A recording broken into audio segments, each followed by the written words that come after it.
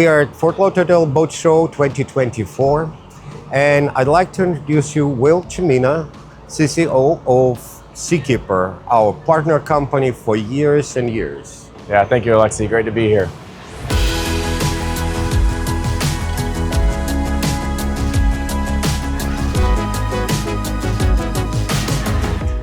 The company is evolving a lot, I know.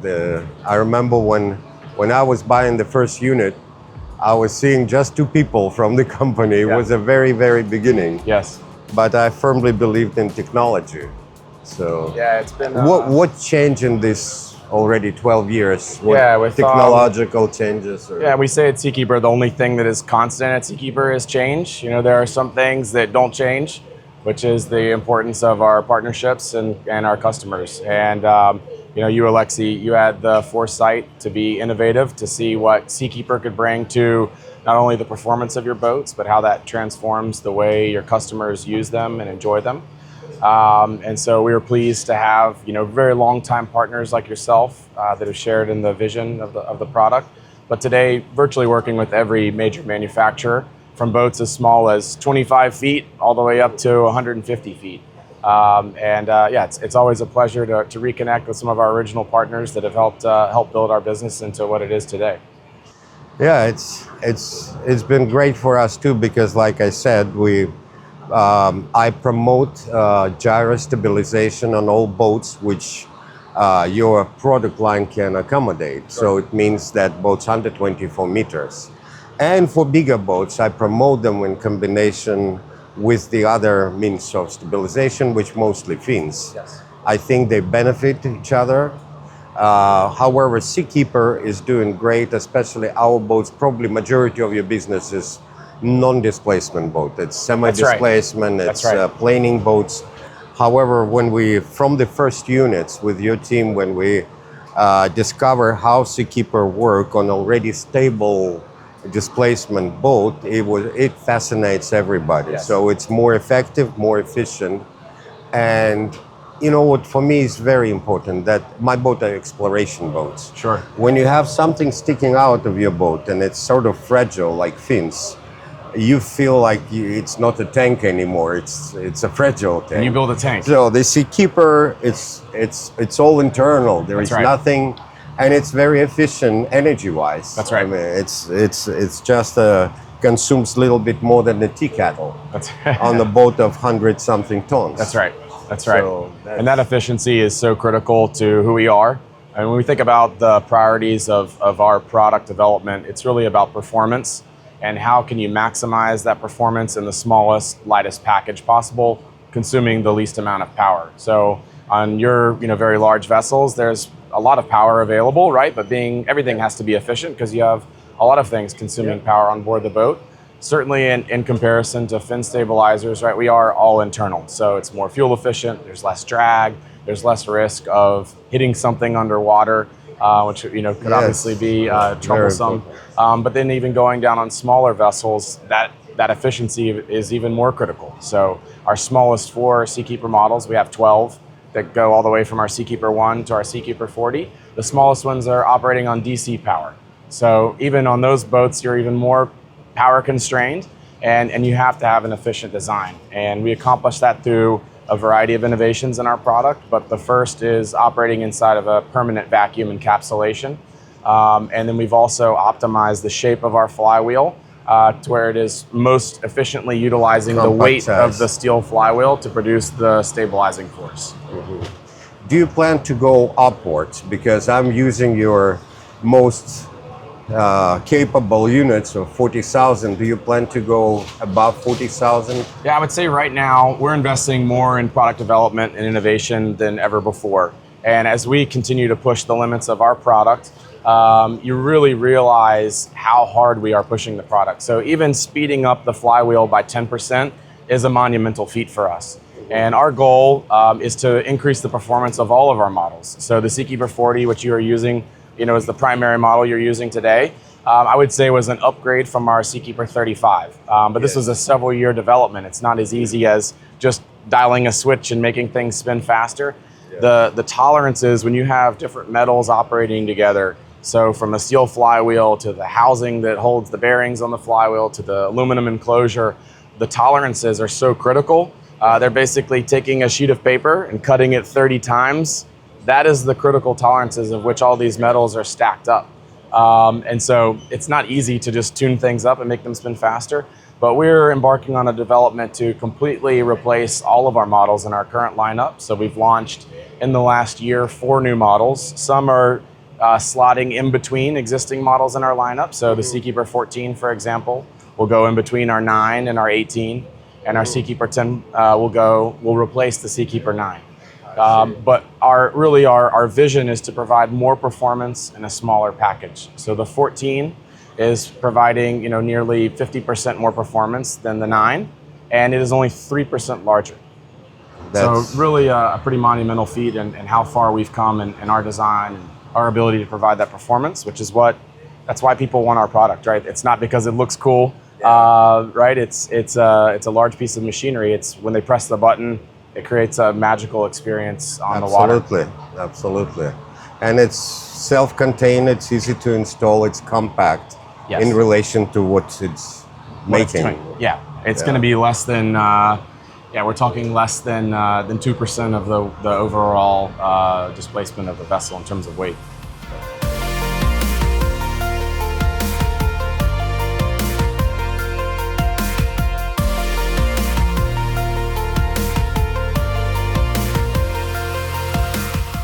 Can you tell a few words, because I noticed the new product for you, interceptors. Yes. I didn't see it last year. Yep. And I was so glad to see, because we're using them on our smaller cats, hydrofoil cats. Can you describe the difference between what the market offers and yours? It's a great question. So we've been around for 15 years, and this is a concept that we've always been iterating on. And we really went after the underway stabilization technology, which is Seakeeper Ride, about 5 years ago. And we brought the product to market when we felt like it represented truly a leap forward in terms of performance. So Seakeeper Ride is an underway stabilization system right now for boats up to 42, 44 feet.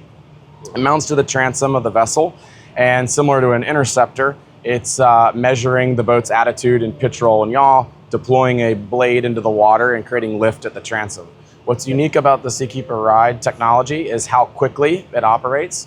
So the controls and software that are supporting the product are extremely sophisticated. So out of the box, you can glue the system on the transom of any boat, and it's able to autonomously adapt to that boat. So you don't have to customize the commissioning. It works out of the box on any boat in any type of sea condition within the addressable size range. But fundamentally what it's doing is it's taking calculations, 1,000 of them every second.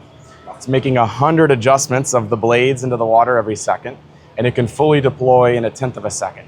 And what we learned in our development is you have to be operating at that significant of speed to counteract the underway motions of the boat. I mean, think about when you're on a boat going 40, 50 miles an hour, how quickly and how erratic the boat's moving, not just in pitch, but in roll and in the yaw axis. And we're measuring all of that and eliminating those motions. So we're getting 50 to 70% reduction in pitch and roll motions underway, all while the end user is not having to think about it at all. So one of the beautiful things about the product is, just like the Seakeeper gyro, you turn it on and you don't have to touch it again. And it's really a joy to experience on the water. It should work in combination with Seakeeper. Absolutely, perfectly complementary. So underway. Of yeah. course, at anchor it doesn't do anything. That's right. It's only Seakeeper can pick up. That's right. Yeah. So you need to be moving to create lift, flow of water at the transom. The Seakeeper gyroscope is effective underway to a degree, but it's really purposely built for at rest and slow speed. And Seakeeper Ride helping you get on plane and then being transformational under. And again, this combo is the best of two worlds, because for displacement boat, we always in Seakeeper range. Doesn't matter if we're stationary or we're moving. However, for Bering Marine, capable of going over 50 knots, we need this. That's right. We need. Yeah. That's right. Interesting. Eager to try. Especially, I like that it's not just a flat blades. It's sort of like an ailerons of the aircraft. I think it's worked much more efficient just to not to disturb the flow. Like I think it's clever. Yeah, but it's really a great analogy that you point out, and we call it an attitude control system, which is exactly what is on aircraft to stabilize them in all three axes. And that design is efficient in terms of eliminating the drag. So if you compare it to the amount of drag that a traditional trim tab imparts on the boat, that's much more significant. But because we're getting in the water and moving out so quickly, the average deployment in even rough conditions is only 0.2 of an inch. So in terms of efficiency and fuel, it's really an effective operation. And the rotary design is very efficient from a power consumption. So only consuming about 7 amps under full operation, which is crazy. Yeah, unbelievable. No, I love your technology in general and your innovative new step. It's great, and I'm with you on this too, on the Bering Marine side. Yes. No, we're grateful for the partnership and how long lasting it's been, and we'll continue to innovate together and transform boating for our customers. Yeah. Okay. It was great partnership, and looking forward for more and more interesting events and interesting technologies. Myself as well. Yeah. Thank you, Alexei.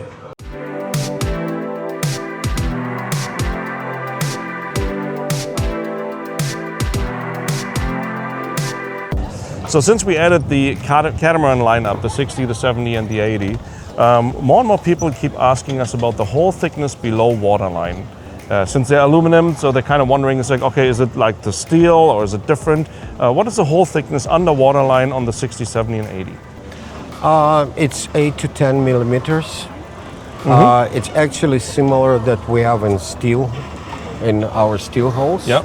You know, aluminum is very strong material. It's in strength. It's getting close to the steel.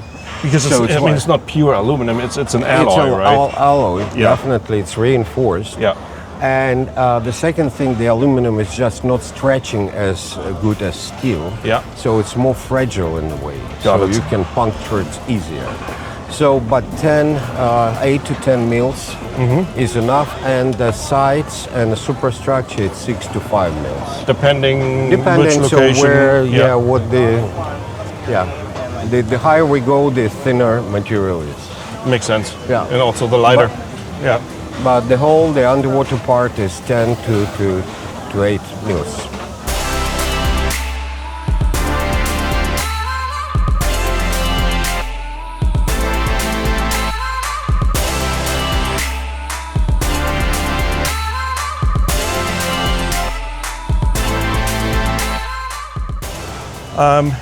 Another question we have gotten lately was a question about fractional ownership.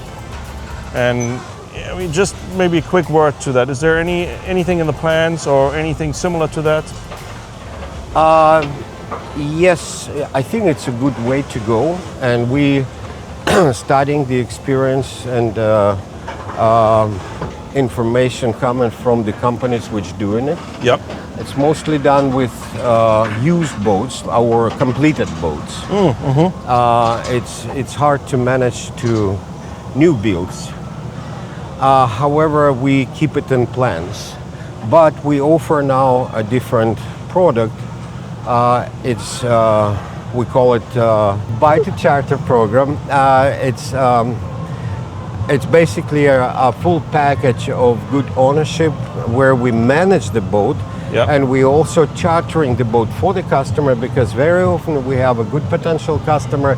He say, not now, I don't have time. Only time I have now is maximum month and a half, maybe 2 months a year. Make no sense. Yes, he's right. Make no sense to buy a boat over 2 months. You better charter, you better rent, you better share it with the friends. Do something, don't buy. However, if we run through the program buy to charter, it's totally offset the cost of ownership of the boat. You're using it 2 months and you're spending zero money on this. Already makes sense. However, if you have limited time, you may gain some money by good chartering program, and your crew stay in use and your boat stay in use, which is very important. You have a professional crew who is doing the duties every day. And when you want to use it, it's actually working. Yeah. So we have this case now. Yeah. We have a customer purchased second identical boat because the first he purchased is so successful in charter he cannot use it anymore. So that's 145. it's a big boat. Yeah, it's a It's a big 145. boat. That's Yes. right. Yes. Well, that's a good problem to have, I think. It's a good problem to have. I mean, you know, I'm pretending I don't know anything about it. Obviously, we're going to do the same with our boat. So that's the plan. We want to charter the boat to offset some of the cost. That's make perfect sense. And again, doesn't matter if you have 1 month, it works. If you have 4 months to use the boat, it works too. Yep. At least free ownership and proper management, which assure your good function of the boat, Yep. reliable function of the boat. No, I 100% agree. And even if it doesn't offset the entire cost, any week you're adding to your operation time is on your side. I mean, it's all just extra money, which helps you offset your cost. Exactly. And it's keep the crew in shape. Yep. It keep the boat in shape. And it motivates the crew too, because they actually be able to make a little extra money Yes. with tips. Yes. Yep. That's Okay, what that might we be too already loud here. offering.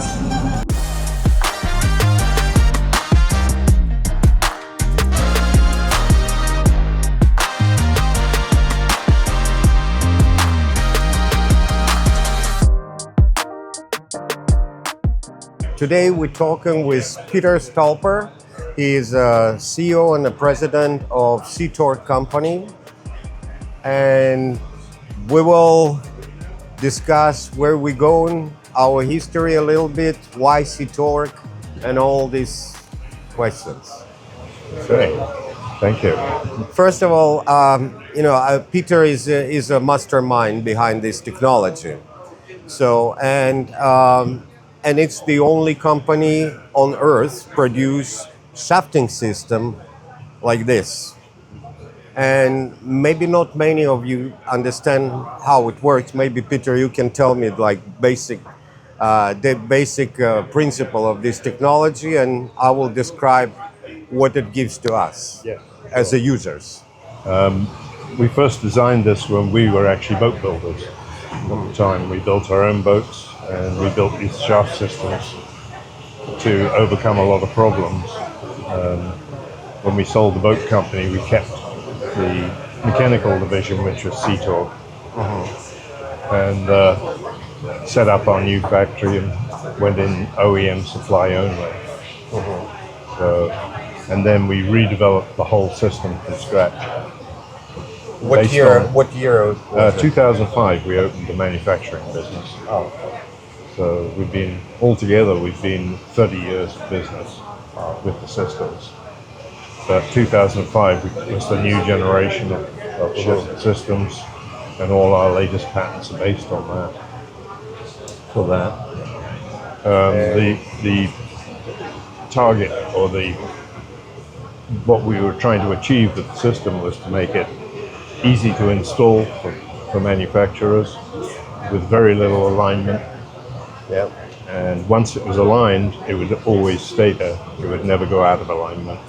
Yeah. And the bigger the boat gets, the simpler it becomes, because the bigger the boat is, the more difficult it is to keep it in alignment. That's true. So this system's self-aligning, Yeah. and it stays there.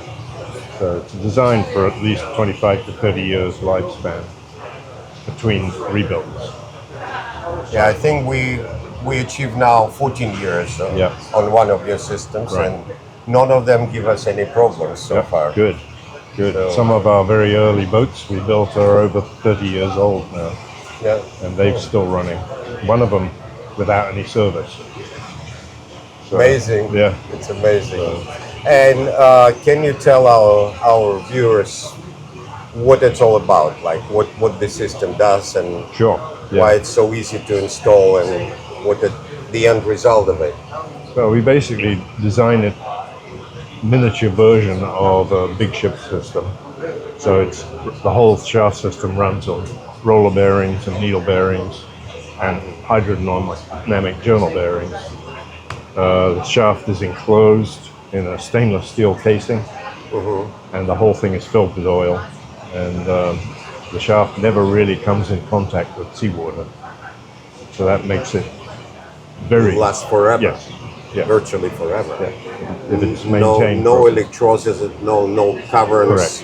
Yeah. nothing like this. Yeah. So doing all of that, we've found that we actually save 8% in mechanical losses. So we have 8% more delivered horsepower to the propeller.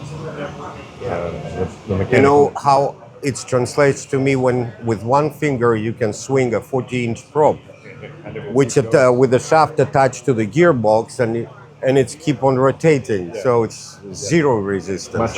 Much easier for the engines to turn. Much easier, and when you dive and you see like the gearbox in neutral, but the props are rotating slowly, just the viscosity of the oil make them, it's so little resistance. And the movement in the water. Viscosity of the oil enough to rotate the props with like maybe 50 RPM or something. Yeah. Amazing. It's amazing. So, out of all of that, everyone can expect, and we have been measured on a lot of the boats we've been put in, we get a 5% reduction in fuel burn minimum. And it can be as great as 8. For us, the most precious effect that we can totally suspend engine different way, that it's on a very flexible mounts, and its motion is not get transferred to the structure, and also the thrust is coming to the hull before it comes to the gearbox. So the gearbox and the engine is not pushed by the thrust. It's just a cardan connection, which is soft connection. Let the engine play, and it's deliberately misaligned. It's best for cardan is to get misaligned, and then it's forgiving. It gives you flexibility of the angles and misalignments. So, and it's working perfectly. And for us especially, we put this stainless steel pipe, we surround it with concrete to diminish any cavitation which transfers through the shaft to the hull. So it's kind of get canceled right there. It's more mass to absorb anything. Yeah. And the right and the absence like we achieve even on the smaller boats. The yacht Super Yacht Comfort Class Plus requirements is less than 1.5 millimeters of vibration. On most our boats, readings below 0.3, 0.03. We're 5 times less than allowed on the Super Yacht Plus. Super Yacht. So we've helped you get there. It's really wouldn't be possible without Seatorque. Wouldn't be possible. That's nice to know. Absolutely.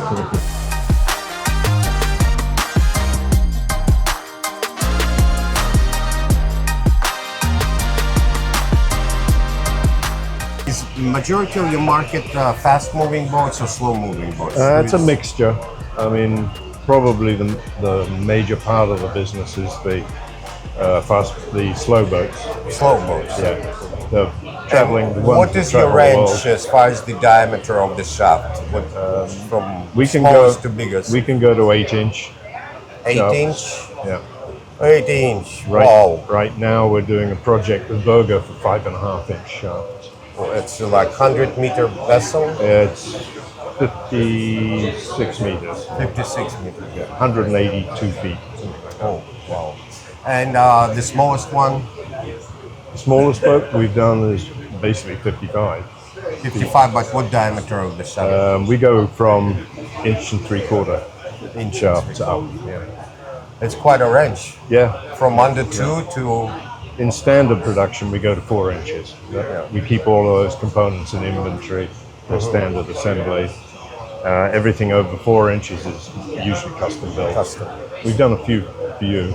Yes. That have been custom built. For us, it's very important class because all our boats over 24 meters are usually charter class, and class certification is vital for us. And the classic societies are getting more used to us That's and good. our equipment, so it's becoming easier.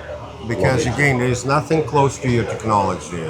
You can buy bits and pieces, but your shaft will be always lubricated by seawater. yes, you can find the soft mounted like Vulcans and Yeah. other manufacturers sent the soft connections, Rubber but designs and so on. still you Yeah. have a dripless shaft seal. Yeah. We forgot what is a dripless shaft seal. Yeah. So it's non-existent in our It's actually purchasing list. a non-dripping dripless seal. Yeah, it's not drip. Yes, great.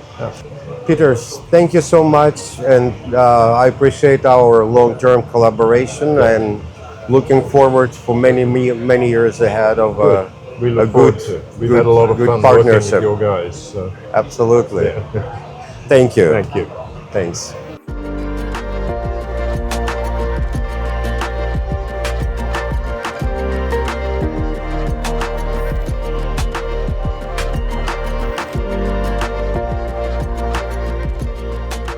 Another question, even just today actually, I had a client I talked to earlier. He was asking, how does it work when I start building a boat? Do I get assigned a project manager? Can I pick a project manager? How does it work? No, we assign a project manager, usually because they specialize in their line of boats. Yep.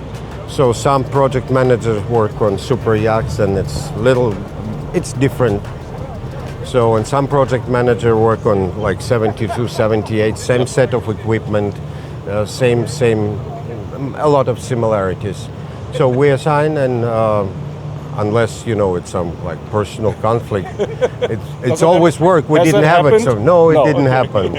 It didn't happen, and of course, it's a project manager who is actually on board, Yep. engineer, and also we have a support manager who do the communication between the customer, send the reports, answering the questions, sending all the updates, informational, like all it's a channel, it's interface of communication and constant communication, like 24/7 pretty much communication. All the messages, all the questions are responded in 24 hours. Time difference sometimes. So, but it's ongoing and it's continuous. And weekends we consider working days for urgent questions. Nobody say it's my time off. I switch off the phone. We don't support this attitude in the company. Yeah, I To mean, say makes it sense. softly. Yeah, to say it softly. No, I understand. I mean, it makes total sense. I mean, these were pretty much the hot topics I've had from our side. What repeated questions we had from clients. So thank you for briefly answering them with us. A little stroll through the Super Yacht Village here at the Fort Lauderdale Boat Show. It's a beautiful day, blue skies, and we still have 1, 2, 3 days left.